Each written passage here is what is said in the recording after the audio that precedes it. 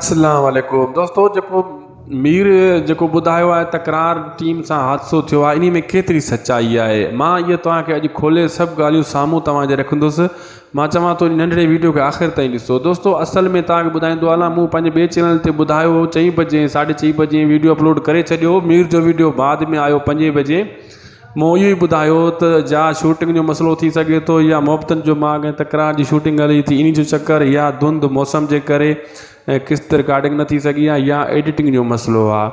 तव्हां उहा वीडियो ॿिए चैनल ते ॾिसी सघो था। मूं 10 मिंट जी वीडियो रखी, उन में पूरी मूं अपडेट ॾिनी हुई ऐं बाद में मीर जो बि बयानु अची वियो त ही ॻाल्हियूं हीअं आहिनि, जेको एक्सीडेंट थियो आहे किस्तूं ख़तमु थी वियूं आहिनि।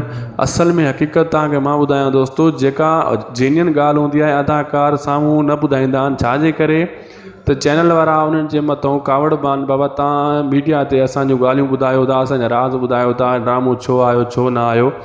असल में ॻाल्हि ईअं हूंदी आहे दोस्तों, एडिटिंग जो मसइलो थी पवंदो आहे। एडिटिंग न करे सघंदा आहिनि एडिटर, अॻियां पोयां थी वेंदियूं आहिनि, या एडिटर बदिली थी वेंदा आहिनि, डायरेक्टर बदिली थी वेंदा आहिनि, इन जे करे किस्तां हेॾे होॾे थी वेंदियूं आहिनि। बाक़ी हादसो अगरि थिए हा त उहा वीडियो तव्हांजे साम्हूं को न को ज़रूरु नेड़ ते चाढ़े आहे। हादसो को न थियो आहे, सालूक खे बि धक मक कोन लॻो हूंदो।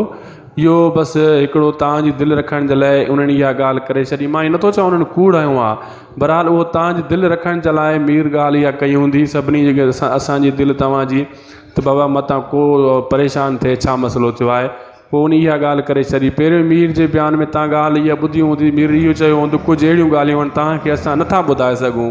बाद में अची हादसो थियो आहे, मतिलबु उहो मिली जुली ॻाल्हि करे आहे। असल में सॼो ई मसइलो एडिटिंग जो आहे, ॿियो कुझु बि न आहे, ऐं अदाकारनि जो आहे। असांखे ॾींदा इजाज़त दोस्तों, ख़ुदा हाफ़िज़।